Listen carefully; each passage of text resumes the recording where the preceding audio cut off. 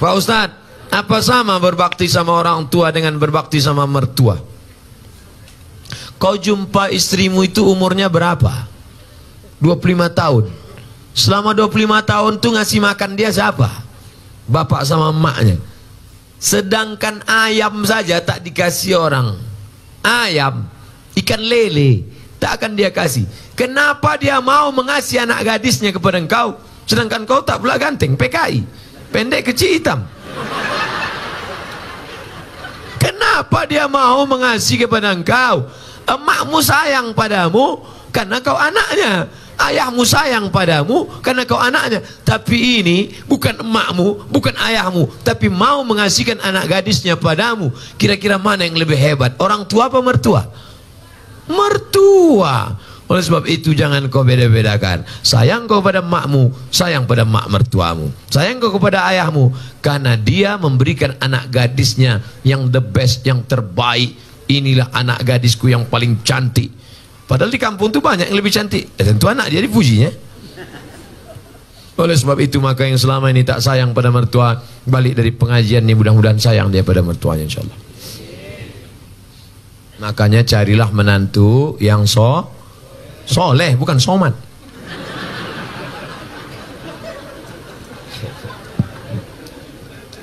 Ustadz, kalau pergi ke Mekah untuk haji tapi uangnya pinjam dari bank boleh apa tidak? Bank syariah, Bank Aceh Syariah, boleh. Masa pergi, masa ngutang ibadah Pak Ustaz? Boleh ngutang. Pak Haji pinjam duit 2,5 juta, aku mau kurban. Kurban bulan berapa? Bulan Zulhijjah. Nanti kelapaku panen bulan Muharram. Boleh. Ada yang akan membayarnya, boleh. Yang tak boleh itu Pak Haji pinjam duit 2,5 juta, apa yang akan kau bayarkan? Kuserahkan pada Allah Subhanahu wa ta'ala. Nah itu tak boleh. Misalnya kau PNS, lalu pergi kau ke bank syariah, lalu kata orang bank syariah ini akadnya murabahah, nanti dapat bantuan. Sebelum berangkat sudah lunas. Saya tidak tahu di Gayo Lues. Kalau di Pekanbaru Riau, store 2017 berangkat 2031. 2030 malaikat maut datang. Insya Allah, mudah-mudahan kita bisa berangkat haji insya Allah. Ada satu kabupaten di Indonesia miskin susah, tapi jamaah hajinya terbanyak. Bupatinya cerita ke saya, Ustadz Somad, ini kabupaten miskin, tapi jamaah hajinya terbanyak. Loh kok bisa gitu Pak Bupati? Orang kampung kalau tanam padi, pas nanam itu mau pergi haji, mau pergi haji, mau pergi haji, mau pergi haji. Pas dia nanam karet, mau pergi haji, mau pergi haji. Disampaikan Allah niatnya. Yang kampung lain enggak, mau kawin lagi, mau kawin lagi. Sampai juga. Sampai juga. Insya Allah bisa dua-duanya insya Allah. Ustadz ini cerita kawin aja. Untuk memanas-manasi ada yang belum nikah. Bukan untuk saya untuk apa? Ada kawan kita belum nikah. Ustadz, di keluarga orang tua saya cuman saya yang muslim. Alhamdulillah. Mudah-mudahan saudaramu dapat hidayah insyaallah. Jika saya siap sholat langsung panjatkan doa untuk ibu saya, sah apa tidak Pak Ustaz? Nabi mendoakan non muslim. Apa doanya? Allahumma hdi qaumi fa innahum la ya'lamun. Berikan kaumku, adikku, kakakku, emakku, adikku hidayah supaya mereka bersyahadat asyhadu an la ilaha illallah wa asyhadu anna Muhammadar Rasulullah. Hukum seorang istri minta kepada suaminya imam sholat, tapi suami tak mau. Nah, ini laki Fir'aun ini.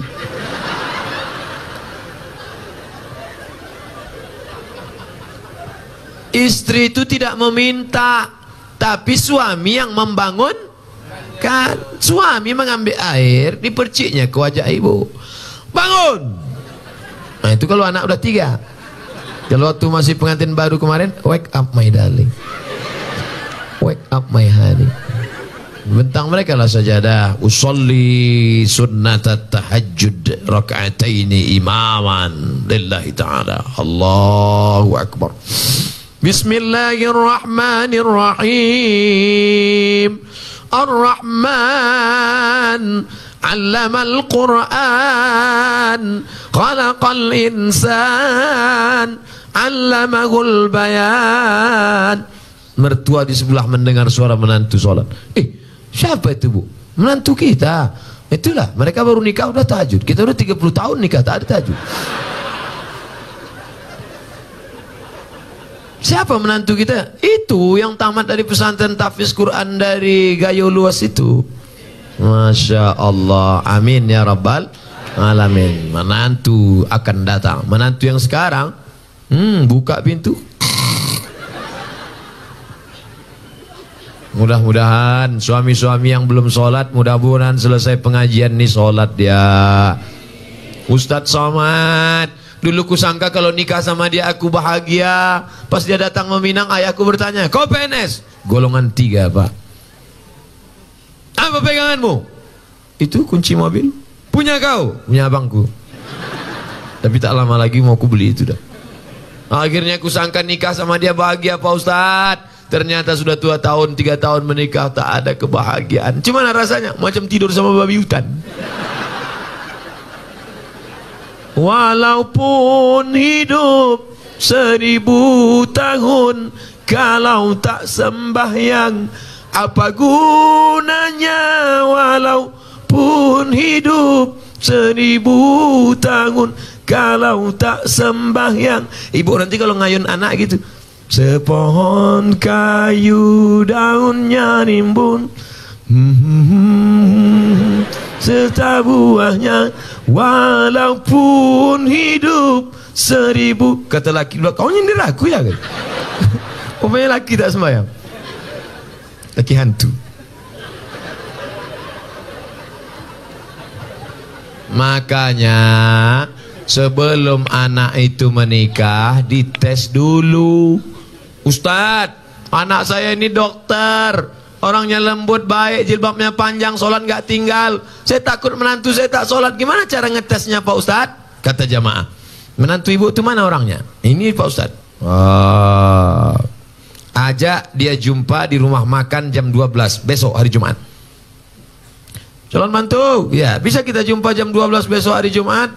Mohon maaf ibu calon mertua, siapapun yang mengajak kalau hari Jumat, aku mau sholat Jumat, terimalah dia. Tapi kalau kata dia, oke, jangan terima. Tapi soal ini tak bisa dipakai lagi karena sudah bocor. Nanti ku kasih soal lain.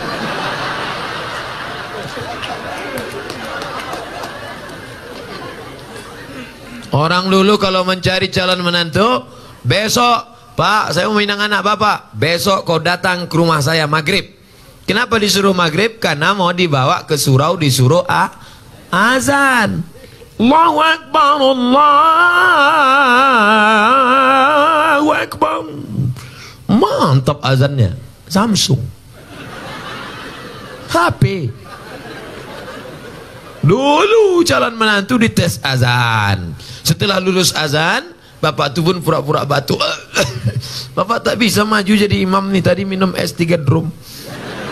Kalau kau maju jadi imam, dia pun maju dah. Ghairil maghdubi alaihim waladdallin. Amin. Bismillahirrahmanirrahim. Inna a'tai. Kata mertua di belakang, gaya kau ngeri kali ya kan? Sangka entah ayat apa tadi. Punya itu juga. Tapi jadilah daripada tidak sama sekali. Makanya kalian yang muda-muda ini latihan jadi imam.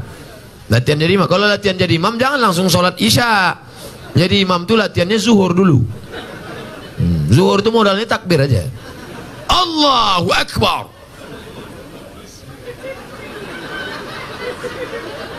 Allahu Akbar. Tapi sami Allah ingat juga. Nah, pula saking groginya Allahu Akbar.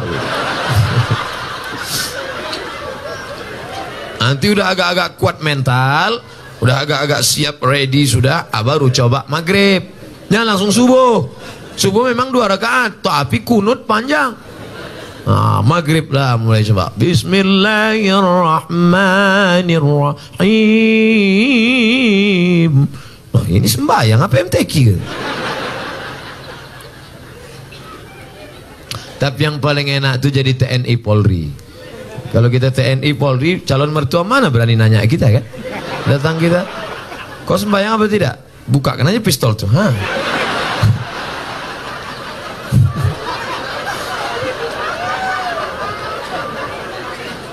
Akad nikahnya pun, aku nikahkan engkau dengan anakku dengan mahar sebentuk cincin emas tunai. Siapa?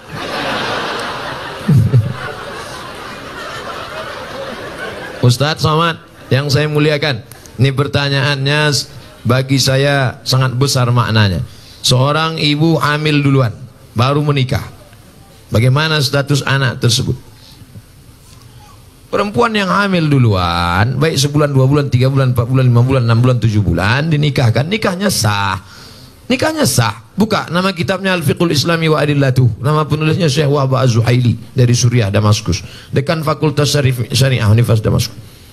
Jadi Pak Kua tak perlu nanya, ini berapa bulan? Itu bukan pertanyaan Pak Kua, itu pertanyaan dokter. Nikahkan saja. Aku nikah. Dari bunyi tangan calon mertua itu bisa kau tebak itu sudah hamil duluan apa tidak? Kalau yang belum hamil itu lembut dia. Hai menantuku. Itu belum hamil tuh. Tapi kalau hei menantu, aku nikahkan dengan tunai. Usah kau kesini lagi. Aku pijakkan aja mencongkok. Nah itu udah hamil tuh. Nah kalau sudah hamil dia, nikahnya sah. Nanti anak lahir tak usah diulang lagi, sah. Yang jadi masalah anak nanti lahir tidak boleh pakai bin bapaknya. Pakai binnya siapa? Bin maknya. Bin Fatimah, bin Aisyah, bin Khadijah. Enggak. Kebetulan nama maknya Tilan, bin Tilan lah.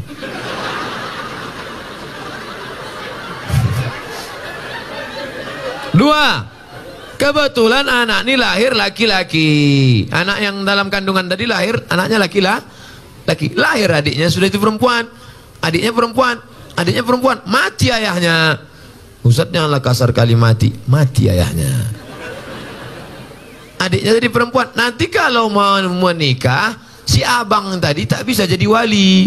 Karena hubungan mereka saudara seibu tak bisa jadi wali. Tiga, bapak meninggal, si ayah meninggal, si anak tak dapat harta warisan karena tak ada hubungan nasab. Empat, kebetulan anak pertama tadi anak gadis, cantik, dipinang anak lajang. Pas nikah nanti si bapak tak bisa jadi wali. Walinya wali hakim Pak Kua. Banyak sekarang yang ngotot, saya walinya. Oh tak bisa mas bro. Apa salah saya? Saya kan bapaknya. Tengok wajahnya kan mirip tak bisa. DNA tak laku. Salah saya apa? Kau mencoblos sebelum hari H.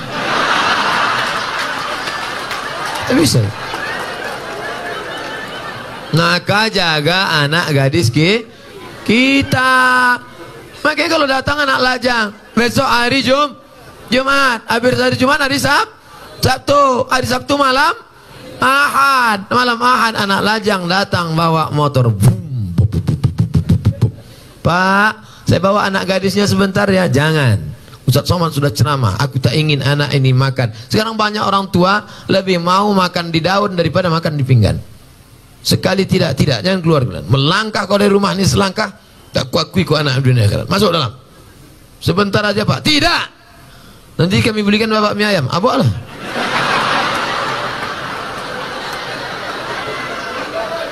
Semangkuk mie ayam lah pula harga anak gadis kau. La ilaha illallah Muhammad Rasulullah. Ibu juga harus sepakat sama bapak. Kalau bapak sudah mengatakan tidak. Sebentar aja. Tidak. Sekali tidak. Datang istri dari belakang, kasihlah bang, kita dulu lebih parah dari itu lagi. Inilah yang membuat anak ini rusak. Kalian pun yang lajang-lajang, ini pakai motor, udah dibawa, bonceng sana, bonceng sini, bonceng sana, bonceng sini, gembong masuk angin. Yang mengandung 9 bulan 10 hari laki-laki apa perempuan? Perempuan. Yang melahirkan meregang nyawa laki-laki apa perempuan? Perempuan. Yang ngidam muntah-muntah laki-laki apa perempuan? Perempuan. Maka jaga kehormatan kalian adik-adikku, anak-anakku. Jaga. Tak ada harga kalian. Sekolah aja bagus-bagus. Yang lajang-lajang, yang kalian pacaran. Tak usah kalian pacaran. Emangnya Ustaz dulu tak pernah pacaran? 4 tahun saya di Mesir tak pernah pacaran. Kalau tak percaya tanya sama Ustaz Fadil. Tak pernah Ustaz kan?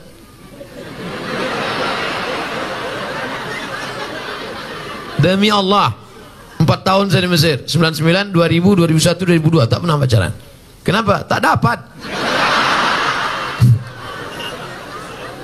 Persaingan ketat.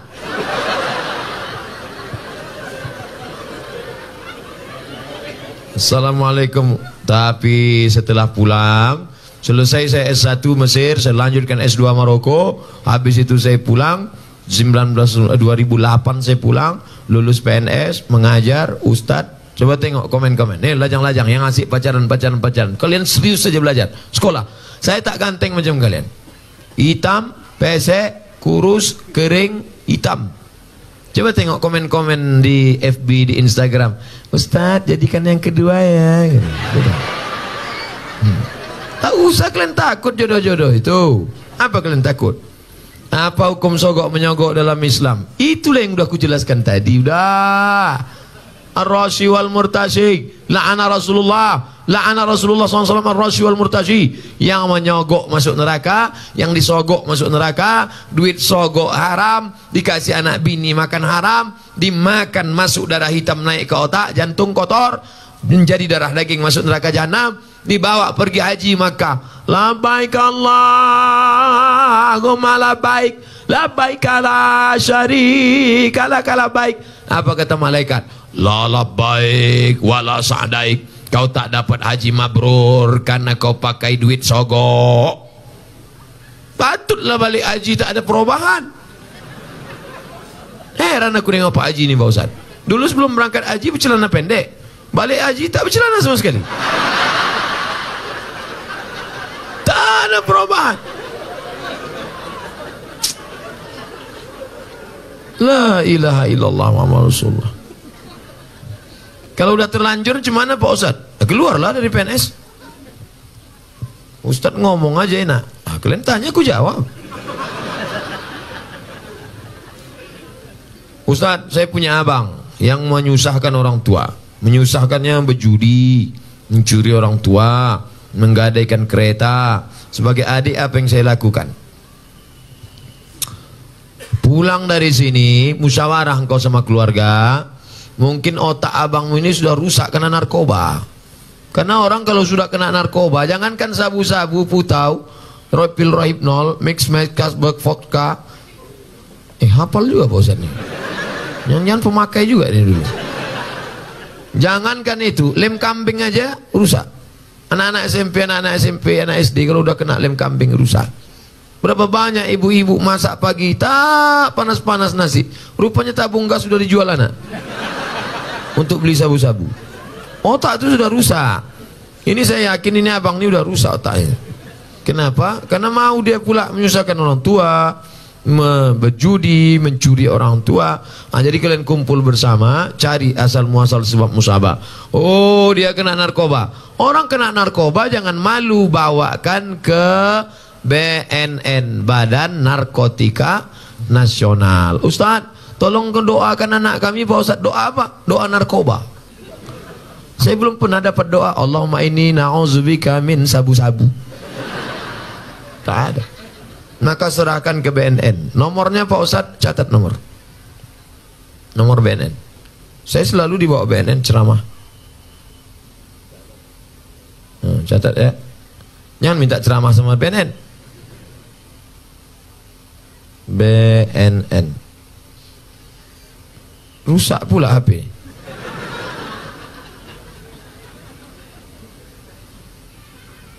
BNN. Catat 08 08 13 11 44 2193. Nanti rekamannya ada. Telepon dia. Nah, nanti anak bapak tuh, adik abang tuh ditangkapnya. Tangkapnya bos. Banyak yang berterima kasih. Gimana keadaannya sekarang? Alhamdulillah Pak Ustadz. Gimana? Udah ditangkap. Setelah ditangkap diobati diobati, rehabilitasi, balik dia sehat, bisa lagi sehat dengan kita, bisa bersosialisasi dengan masyarakat. Ini saudara kita, saudara kita. Tapi ada juga yang tidak kena narkoba, dibawa ruqyah, bawa ke tengku-tengku, ke alim ulama, tuan-tuan guru kita, ke dayah-dayah, di ruqyah. Mungkin dia diganggu jin setan. Setan. Ustadz, suami saya tak sholat kemarin di ruqyah, tak ada respon apa-apa. Berarti tak salah setan. Kadang kasihan juga kita. Kadang-kadang setan ini sikit-sikit setan salah. Sikit-sikit setan salah. Laki tak sembahyang setan salah. Laki selingkuh setan salah. Kata setan, aku tak ada, goda dia aja gatal kan. Nanti keluar namanya KPS, Komisi Perlindungan Setan. Saking banyaknya setan disalah-salahkan.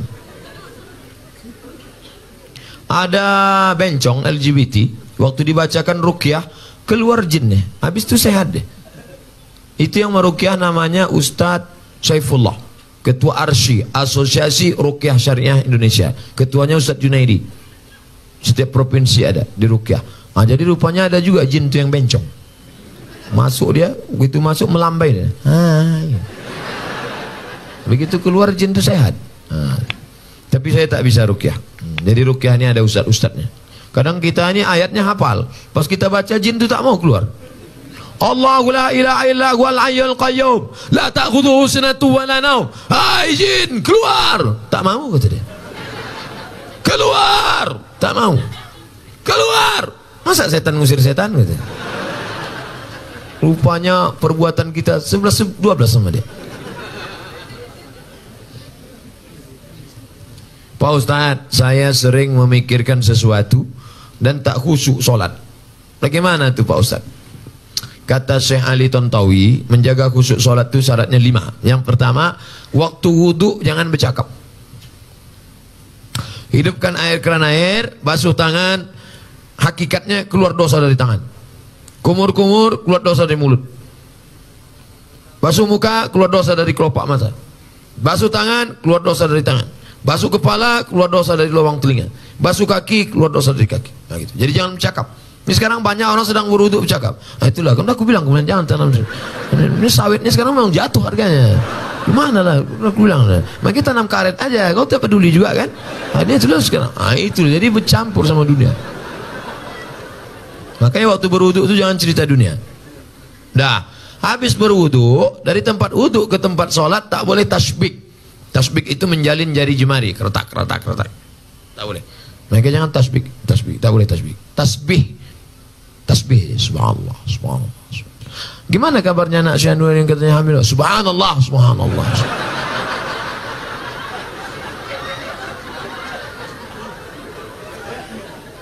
Dari tasbih.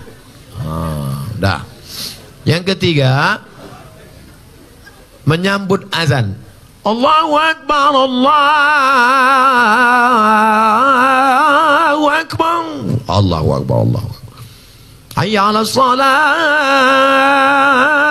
La haula wala quwwata illa billah. Nah, jadi jangan ngobrol sedang azan. Nah, jadi kalau ada yang ngajak kita ngobrol waktu sedang azan, kabarnya Syekh jadi acara la haula wala quwwata illa billah.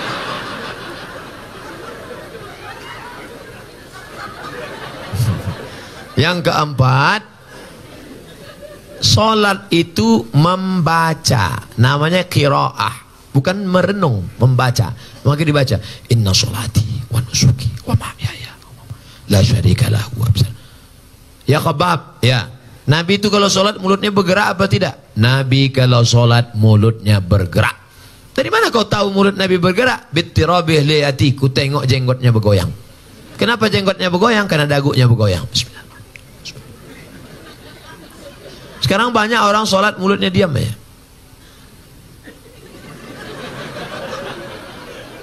Apa dipikirkan? Nah, jadi mulut. Nah, yang terakhir yang kelima, fahami bacaan, connect antara mulut dengan qalbu, hati. Allah, sholat zuhur, Allahu Akbar, Allahu Akbar kabir, walhamdulillah katsir, subhanallah. Macam naik motor. Sholat ini macam naik motor, macam bawa mobil. Udah agak-agak ngantuk kan. Udah agak, macam naik sepeda motor, macam orang naik motor king. Agak konsen, fokus. Sholat bukan kehilangan kesadaran.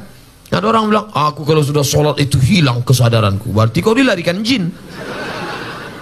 Karena sahabat-sahabat Nabi waktu sholat itu sahabat tidak hilang. Mana dalilnya? Ketika sahabat sedang sholat, tiba-tiba Nabi datang. Waktu itu Nabi sakit. Imamnya Abu Bakar. Datang Nabi waktu sahabat sedang sholat. Maka sahabat memukul tangan. Mukul tangan mau ngasih tahu Abu Bakar. Karena tak mungkin ngomong kan, mungkin Abu Bakar itu ada Nabi datang. Menunjukkan mereka sadar, terbuka matanya. Sholat itu mata dibuka, bukan ditutup. Buka. Dari mana dalil sholat buka mata? Uqtulul aswadaini fi sholah. Bunuhlah dua yang hitam waktu kau sedang sholat. Waktu sedang sholat bunuhlah dua yang hitam. Apa itu? Ular dan kala jengking. Macam mana kita tahu ada ular kala jengking kalau mata tertutup? Tutup. Tiba-tiba terdengar suara berbisik. Apa? Rupanya ular anaconda. Mata dibuka. Makanya kalau kita sedang sholat, misalnya habis motong karet di hutan, sedang sholat. Di depan motong karet itu ada sumur tua. Tiba-tiba datang, entah dari mana datang orang buta mau masuk. Kau tengok, jangan tengok aja, tolong dia. Kau biarkan masuk. Kau tarik tangannya, selamatkan dia. Maka sholatmu tidak batal selama tidak ngomong. Jangan ngomong, Pak jangan lihat sini. Batal sholat. Sholat bukan kehilangan kesadaran. Siapa bilang sholat kehilangan kesadaran? Sholat sadar tidak hilang, kita tetap sadar, tapi connect dibacakan at-tahiyatul mubarakatuh salawatut thayyibatu lillah, assalamu alayka ayuhan nabiyyu wa rahmatullahi wa barakatuh, wassalamu alayna wa ala ibadillah salihin, asyhadu an la ilaha illallah wa asyhadu anna muhammadar rasulullah, Allahumma salli ala sayyidina Muhammad wa ala ali Muhammad kama sallaita ala Ibrahim sampai habis. Fil alamin innaka hamidum majid. Lanjut lagi. Allahumma ighfir li ma qaddamtu wa ma akhartu wa ma asrartu wa ma a'lantu wa ma asraftu wa ma anta a'lamu bi minni. Antal muqaddim wa antal muakhir, la ilaha illa anta subhanaka inni kuntu minadh dhalimin. Allahumma inni a'udzubika min adzabi jahannam, min adzabil qabri, wa min fitnatil mahya wal mamat, wa min syarri fitnatil masiihid dajjal. Allahumma inni ala dzikrika wa syukrika wa husni ibadatik. Assalamualaikum warahmatullahi. Allah memberikan kekhusyuan, kita berusaha menyiapkan cawannya. Saya dari Miss XXX. Bagaimana tanggung jawab seorang abang yang paling besar terhadap keluarga setelah bapak meninggal dunia? Tanggung jawab terhadap ibunya. Maka engkau menjadi wali bagi adik-adikmu. Tugas bapak mesti kau mengembannya. Laki-laki, kewajiban kalian kepada perempuan ada 5. Perempuan, hak kalian pada laki-laki ada 5. Pertama, kasih makan. Ibu udah makan? Yang kedua, kasih pakaian. Nampaknya pakaian perempuan-perempuan di gaya luas. Karena di tempat lain banyak perempuan yang tidak dikasih lakinya pakaian. Dikasihlah rok pendek, ditarik ke atas, terbuka bawah. Ada juga yang rok panjang, resleting, belum berpasang. Panjang roknya, tapi tidak pasang. Asal lewat, terbuka. Saya tidak nengok, tertampak. Kewajiban kalian pertama, kasih makan. Kasih makan. Yang kedua, kasih pakaian. Yang ketiga, kasih tempat tinggal. Yang keempat, kasih pendidikan. Kalian kasih didik adik-adik kalian. Mak tak usah lagi pendidik, tapi mak juga bawa pengajian. Mak jangan dididik. Kalian yang punya ayah sudah meninggal, tinggal mak, jangan mak pula kalian didik. Balik dari sini, mak duduk sini mak. Assalamualaikum warahmatullahi wabarakatuh. Kan begitu. Bawa dia pengajian. Mak, ini ada pengajian ini, mak ikut nanti ya. Aslinya kalian mendidik istri, tapi karena tak sanggup, bawa dia pengajian. Yang kelima, perhatikan dia. Sekarang banyak perempuan yang kurang perhatian, akhirnya mencari perhatian. Kalau nampak perempuan pakai gelang kaki sampai 2 biji, kalau berjalan kerincing, nah, itu kurang perhatian. Ingin diperhatikan orang. Maka ini sampai macam punuk onta. Kalau sekedar ikat rambut tak apa-apa. Perempuan yang rambutnya agak panjang, diikatnya pakai karet gula, karet minyak goreng, ya, diikat. Lalu agak apa sedikit, tak apa-apa. Karena kalau tidak diikat, nanti pas membuka, disangka lakinya sundel bolong. Sekedar diikat tak apa-apa. Tapi ada orang mencari perhatian sampai tinggi ke atas. Pernah kan ada nengok perempuan tinggi ke atas? Dipakai pula tumit 15 cm. Dia yang memakai, kita yang takut jatuh. Pas pergi undang, nengok dia lewat, tinggi tumit segini. 3 kali jatuh. Nah, oleh sebab itu maka ini banyak perempuan-perempuan yang kurang perhatian. Banyak pula perempuan ketika di rumah macam hantu, di luar rumah macam artis. Ustaz tahu dari mana? Pernah saya datang ke rumahnya, tak kenal saya. Ini siapa? Rupanya topeng berbuka. Inilah alis mata dicukur. Habis gundul. Macam hutan lindung kena potong. Pak salah pakai spidol whiteboard. Sampai di tempat undangan gulai tadi pedas pula. Kipas mati. Keringat meleleh lah. Makanya kalau mau pakai spidol yakinkan itu permanen. Ini whiteboard meleleh lah. Panas yang ini. Iya. Orang senyum awak senyum. Yang disenyumkan orang awak. Balik ke rumah jam 9 malam listrik mati. Assalamualaikum bang. Abang buka pintu. Allahu la ilaha illallah. Malam Jumat pula. La ta'khudhuhu sinatun wa la nawm lahu ma fis samawati wa ma fil ardi man dzal ladzi yashfa'u wa la ya'uduhu wa la ya'uduhu wa la ya'uduhu hifdzuhuma wa huwal 'aliyyul 'azim. Kenapa hantu ni tak pergi? Bini abang. Inilah gara-gara bini tak mengaji. Tapi insyaAllah di Gayo Lues tak ada ini. Tak ada. Soleh-solehah semua insyaAllah. Coba tengok jilbabnya panjang. Jilbab panjang. Anak kecil aja berjilbab. Tengok anak kecil. Anakku berjilbab. Jilbab panjang. Anak kecil yang nampak cuma 2. Muka sama tapak tangan. Anak kecil berjilbab. Ini di tempat lain dipakailah celana sempit. Celana jeans. Ngonjerit paha. Tolong. La ilaha illallah. Dipakai pula senam pagi di kantor. Banyaklah pegawai kantor tu error. Di dalam tubuh yang sehat terdapat otak yang cacat. Pagi instruktur senam teng teng teng teng teng teng teng teng teng teng. Badannya tak ada bergerak, biji matanya nih. Apa tak error? Na'udzubillah. Mudah-mudahan terpelihara kita dari maksiat-maksiat insyaallah.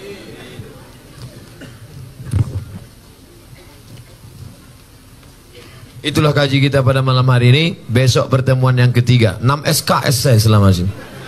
Tadi 2, ini 2, besok subuh. Tadi khusus masalah Quran saja. Tadi fokus masalah Quran.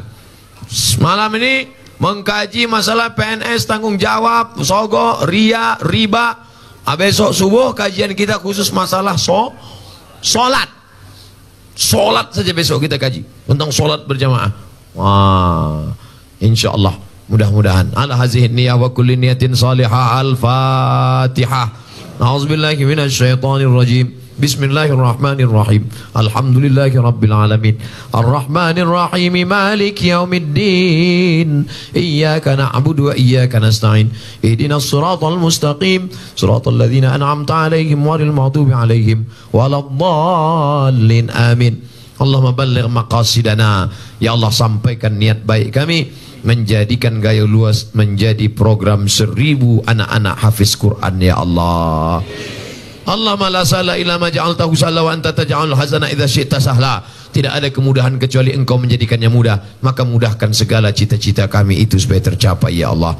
Allahumma ja'al abna'ana wa banatina min huffazil Quran wal hafizat. Jadikan anak-anak kami para penghafal Quran. Allahumma ja'al muwazzifina, jadikan para pegawai-pegawai ASN, TNI, Polri kami orang-orang yang istiqamah dalam iman dan Islam.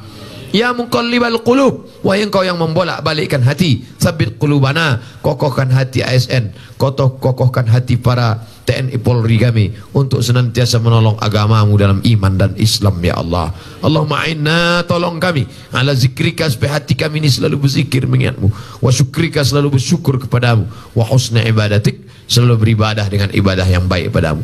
Allahumma ja'alil hayata ziyadatan lana fi kulli khair. Kalau kau takdirkan umur kami panjang, besok pagi masih hidup, jadikan hidup itu sebagai amal soleh ya Allah. Waj'alil mauta rahatan lana min kulli syarr. Kalau kau takdirkan kami harus mati malam ini, biarlah kematian ini membuat kami berhenti dari dosa-dosa ya Allah. Allahumma rzuqna imaman adila, berikan kami pemimpin-pemimpin, wakil-wakil rakyat yang soleh-soleh, yang baik-baik, yang memperjuangkan zakat, yang memperjuangkan busana muslimah, yang memperjuangkan perda syariah, yang memperjuangkan Bank Aceh Syariah, yang memperjuangkan baik selamat kami dari riba ya Allah. Allahumma aslih syababal muslimin, perbaiki anak-anak muda kaum muslimin, wadfa'na al-ghala' wal waba' wal fahsya' wal riba wal zina. Bil khusus gaya luas, selamatkan dari zina, selamatkan dari narkoba, selamatkan dari perbuatan keji dan mungkar. Allahumma khtim lana bi husnil khatimah wa la takhtim alaina bi su'il khatimah. Allahumma ja'al akhir kalamina inda intihai ajalina, jadikan akhir kalam kami ketika ajal kami sampai, yang terakhir keluar dari mulut kami la ilaha illallah Muhammadur Rasulullah sallallahu alaihi wasallam. Allahumma rzuqna ziyarata baitikal atiq, berikan kami rezeki yang halal supaya kami bisa berhaji dan umrah. Rabbana atina fid dunya hasanah wa fil akhirati hasanah wa qina adzabannar. Wa sallallahu ala sayyidina wa maulana Muhammad wa ala alihi wa sahbihi wa sallam. Walhamdulillahi rabbil alamin.